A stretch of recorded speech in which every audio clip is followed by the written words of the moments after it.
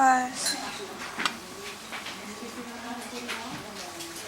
Ito yung pagkain namin, breakfast. Walang ham. Okay guys, so pupunta kami sa Paris. And we're in front. This is in front row.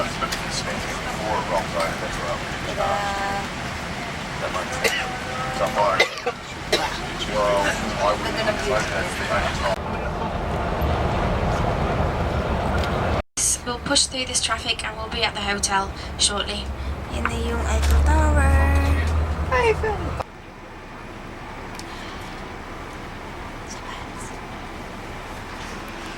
Hi. Dito kami ngayon sa Paris. Papunta sa isang Bastille. Sa mga important place dito sa Paris. Doon daw na in-storm yung nataran ng French Revolution. So, yun. Well, yung kalsada nila. Wala lang daw dito yung bungguan ng mga sasakyan. Ang traffic din talaga. Oo. Marami man nila. Parang Pilipinas lang. Na pinalamig. Restaurant called Outside the Kitchen. Yun yung Bastille. Kaya hindi masyado kita eh. Bastille mo naman yan, Bastille mo naman. So yun, tour din pag may time. Oh, shucks. Wala lang. Tower is in the direction of the right, and you can also see Notre Dame Cathedral in the distance there. And we're going to be driving past that in just a moment. But first of all, as we turn around the corner, if you look to the left hand side,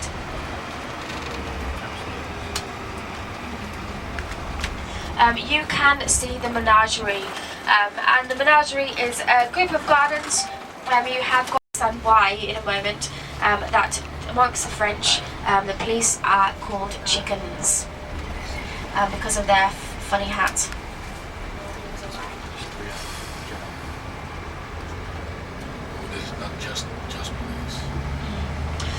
Love, and it is a Catholic church. Love. Now this one is the finest example of Gothic architecture from the 11th century. Okay. And you know the story, it was made mater. famous by Victor Hugo, who wrote the story The Hunchback of Notre Dame, and then Disney.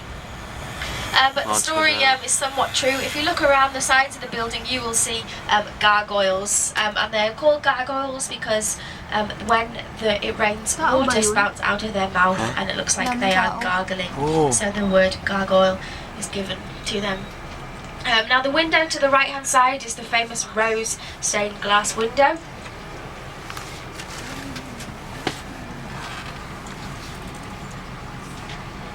And you can go inside Notre Dame for free, but to go up the towers it will cost you €8. Now sometimes on occasion there is a service on in the evening or night, and on that street you will find many restaurants serving value food, so set menus for as cheap as €15 for 3 courses. Now I do recommend you end here heading back towards the hotel, because on the opposite side of the river you have got Châtelet. Michel.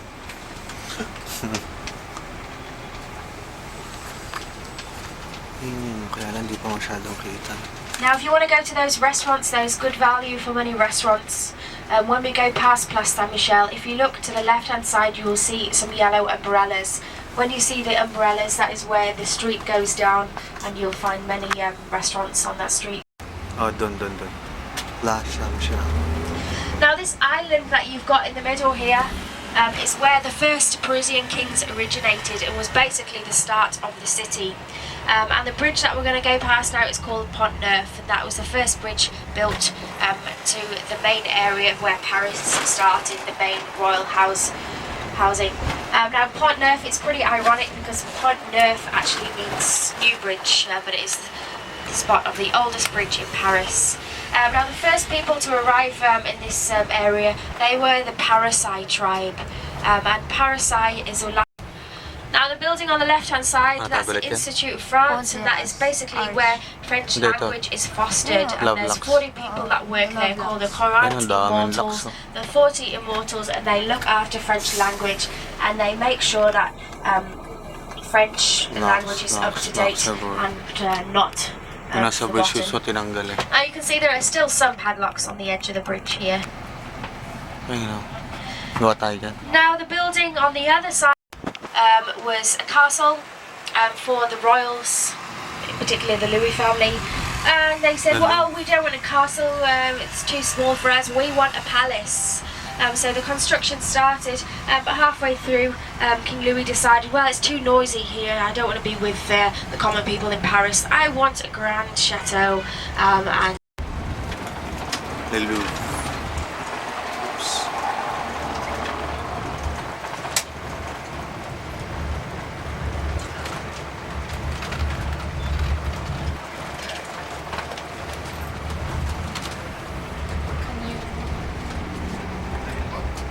we add marble statues to reminder of home, and it's a place where the locals go and they sit in front of the lovely fountains and relax.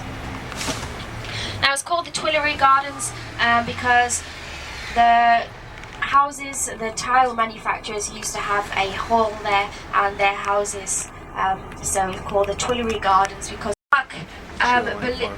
was known as the sun, the sun leader, and basically Joan of Arc led the French.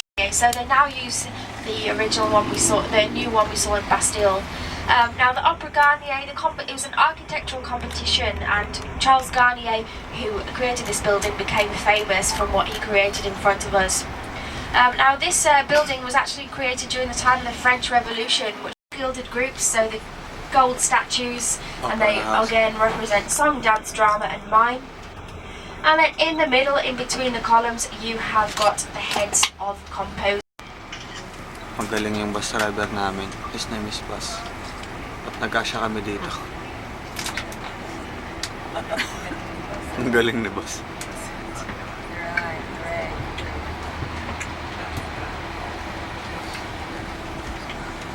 At hello Paris, ganda oh.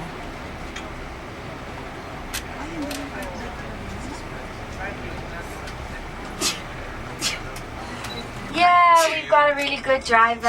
Yay! And we are in the Louvre, ladies and gents. This is the Louvre, and if you look on the Daming tao, left-hand grabe. side, you can see the famous pyramid from the Da Vinci Code. Oh! You've got an Arch of Triumph on the right-hand side There's a lot of from tourists. Napoleon. It's so busy.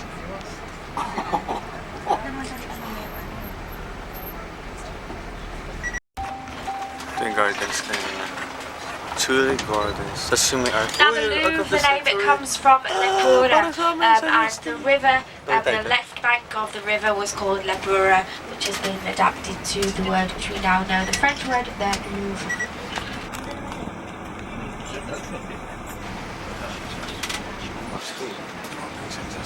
Urban family, but after the rule of Napoleon, the French government have taken it over, and now it is used as the National Assembly.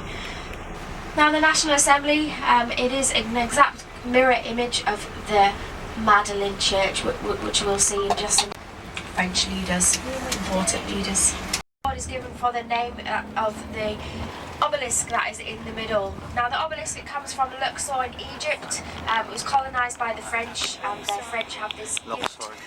Obelisks, they come in two, so you can find the other one in Luxor today.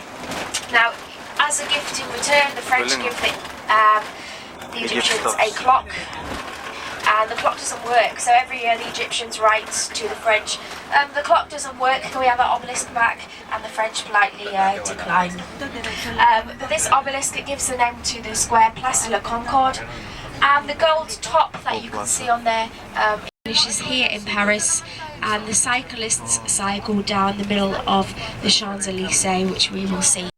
And it is now used as an art gallery. It was made an art gallery for the 1900 Expo, but it was the previous palace to the bourgeois. Also, somebody mentioned McDonald's. Now, believe it or not, there's a McDonald's on the Grand Champs-Elysees. And when McDonald's first arrived on the Champs-Elysees, every other store had to sign a petition to say that they would allow McDonald's to be here. Insurance company in the world will insure you on this roundabout. So buckle up, guys. Saktre. Basilik din sa akin. Kami sa taas. Grabe. Inakyat namin yan. Hindi kita. Ayoko na iyan. Nasa sila. Dito lang daw maghintay pa. Wala pa yung minion eh. 10 minutes natin inakyat. So meron pa 5 minutes. Ay, video niya na yan. Grabe, ang daming tao, sobrang busy. Inakyat namin parang ano. Inakyat ni Linda? Oo. Yeah. Basta grabe. Para kami nasa Quiapo, sobra. Yeah. Europe, Quiapo in Europe. Ang daming pickpocket. Ano sila? So, dito na kami sa restaurant kasi kami kakain ng lunch. Grabe, tao kanina sobrang dami. Sobrang busy kanina. Hindi ko mabidyoan kasi literal parang Quiapo. Anytime puso pickpocket or yung mga ganun. Parang bansang Pilipinas lang. Hi. Beef ako. May free bread eh. Common ata to sa French or mga French food na mga kainan. French style cuisine. May patatas sa beef. Sabaw. Di ko alam ano tawag yan. Kaya yung kay Abby wala. So Abby, masarap. Sarap na. So, Abby, masarap. Yung chicken. Ito yung beef. Masarap. Pero pala nag-chicken na lang ako. Sulit, no? Tadakimasu. Ay, bon appetit pala. Bon appetit. Pero walang alcohol. Sarap. Anong tawag dito? Brown sugar lang yan. Anong tawag dito? And creme brulee. Parang creme brulee. Nilegit yan. Pinasasal na hindi sinunog yung iba. Ay, biglang. Pero niluto, ano daw? Ang ginawa daw to, siniklaban yung taas. Niluto pa ganun. Ganun. Ang tamis Astig. na lang galing sa Sinok ba yan?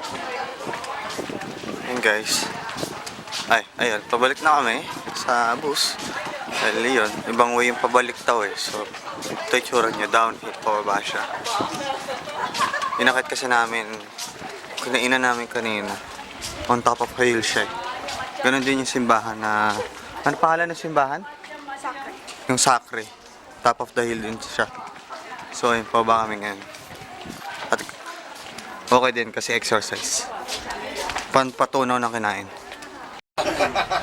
Just trying to get a woman to straddle that. May nakatago dun sa puno.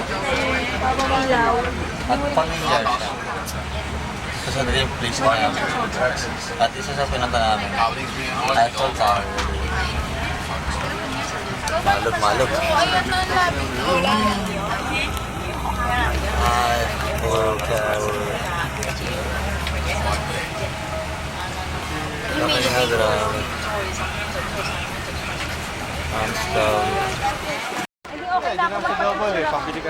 Lala. Ito si Eiffel. Oh yeah.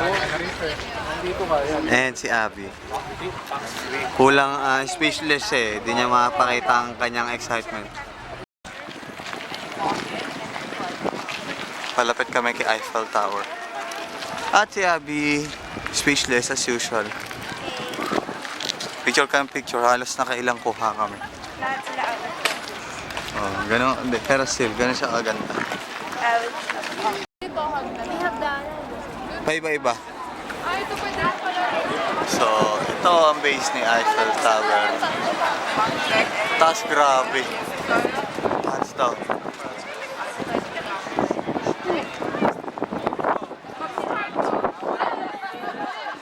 At sobrang busy niya.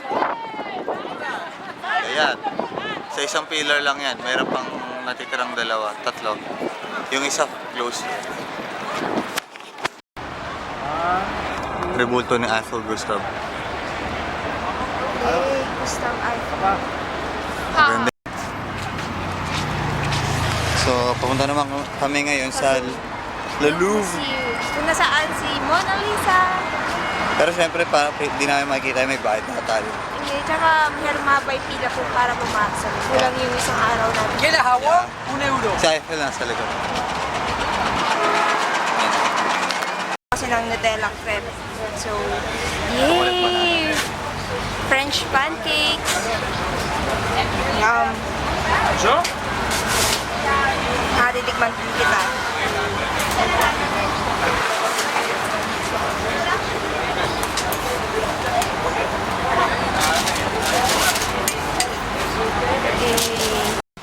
Sculpture. Crepe. At crepe. Yan. Fountain at Le Louvre. Le Louvre? Ito ba Le Louvre? Wala pa. Ah, wala pa pala. Joke lang pala. Pero ang dami ng ligong tao doon.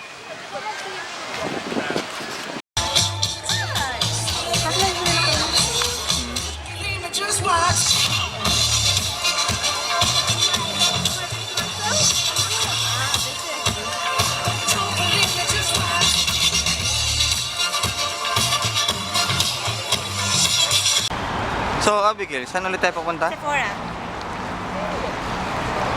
Sale daw kasi dito. So, yun. Sephora. First time niya na papasok. At kailangan ko siyang videohan. Wala namang sold eh. Or sale.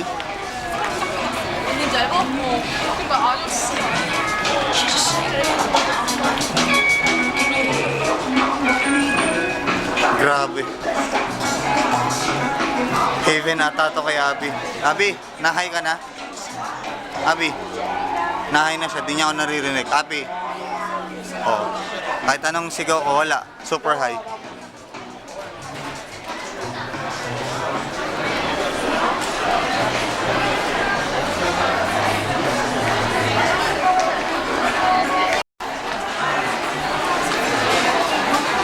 Say hi, Abby.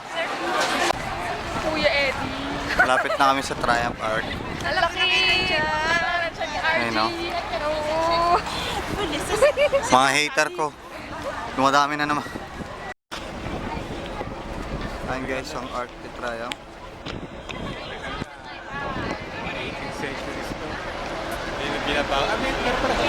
Laki oh.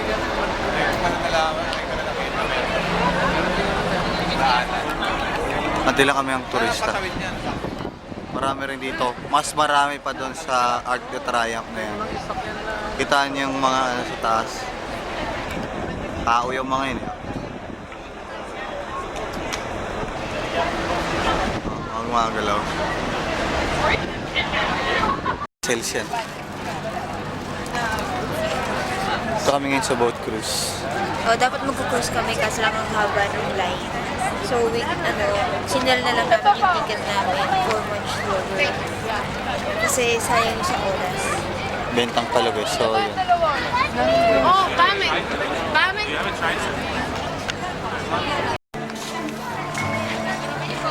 Random tango. Kanina iba sumasayaw. Ngayon groups of people naman doing tango.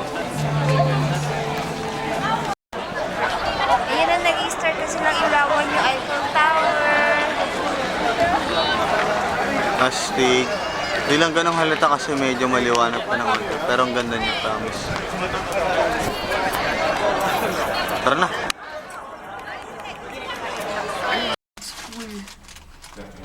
Dito kami sa Old school. lugar ng Tarde vlog. pinagtatabawan ng friend ng father ko. Best friend. Best friend. At grabe. Para pagkalabas mo may lalabas sa zombie, no? Parang nga tayo nasa Last of Us.